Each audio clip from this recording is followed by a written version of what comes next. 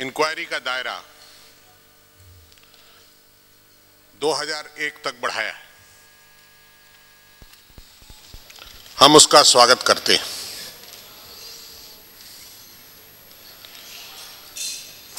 बाईस तारीख को जब ऑल पार्टी लीडर्स मीटिंग बुलाई गई थी प्रणब बाबू द्वारा,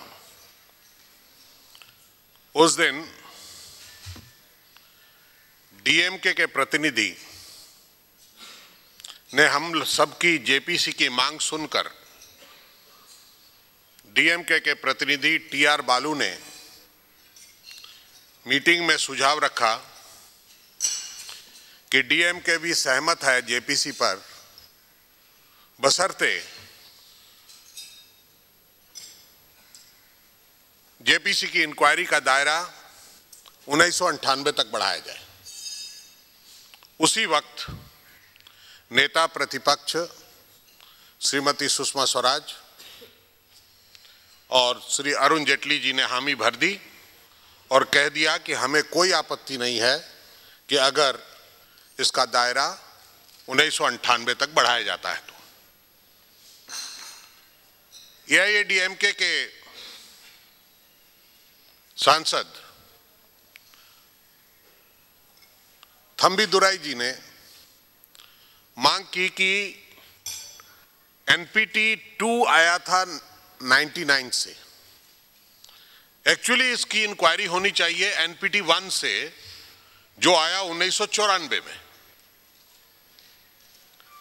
1994 से। हमें उसमें भी आपत्ति नहीं है। इसीलिए हम स्वागत करते हैं उच्चतम न्यायालय का कि उन्होंने दायरा बढ़ाया। हमारी मांग है कि ये सारी इंक्वायरी जेपीसी के तहत होनी चाहिए और ऐसा कोई भी प्रावधान नहीं है कि जब सीबीआई की इंक्वायरी चल रही हो तो पार्लियामेंट्री इंक्वायरी नहीं चल सकती, क्योंकि जब बोफर्स का मसला था तब भी जेपीसी के साइमल्टेनियसली इंक्वायरी भी चल रही थी। जब हर्षद मेहता का सिक्योरिटी स्कैम हुआ तब भी साइमल्टेनियसली सीबीआई की इंक्वायरी और जेपीसी प्रोब चल रहा था। जब 2001 में फिर सिक्योरिटी स्कैम हुआ, स्टॉक मार्केट स्कैम हुआ, उस वक्त भी इंक्वायरी के साथ साथ इन्वेस्टिगेशन के साथ साथ जेपीसी का प्रोब चला। तो इसलिए कहीं बाधा नहीं। जेपीसी हमें चाहिए, हम चाहते हैं उन दस्तावेजों को देखना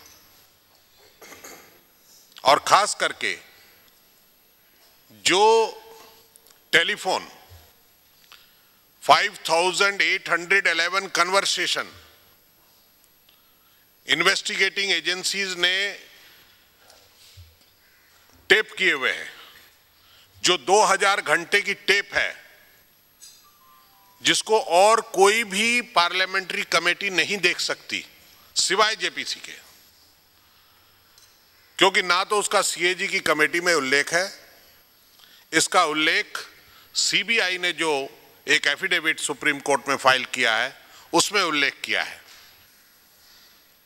तो हम जानना चाहते हैं कि अंततः जेपीसी के माध्यम से हम जानना चाहेंगे, रिपोर्ट करके अंततः फ्लोर पे हम रिपोर्ट रखेंगे, ये बताकर, ये पता लगाकर कि आखिरकार टेलीकॉम पॉलिसी को किस तरह से तोड़ा गया, मरोड़ा गया, टेलीकॉम डिपार्टमेंट का मंत्री क्यों और किसको बनाया गया, वो डिपार्टमेंट किसी और पार्टी को नहीं देकर किसी एक पर्टिकुलर पार्टी को क्यों गया, वो सारे आधार उसके सामने आएंगे और वो सारे टेप्स में हैं। आपको 10 घंटे की टेप सुनकर पता लग गया होगा कि उसमें क्या क्या है। ये हमारी जेपीसी के बारे में और सुप्रीम कोर्ट की जो दायरा बढ़ाने के बारे में, ये हमारी उसका रिएक्शन है। अब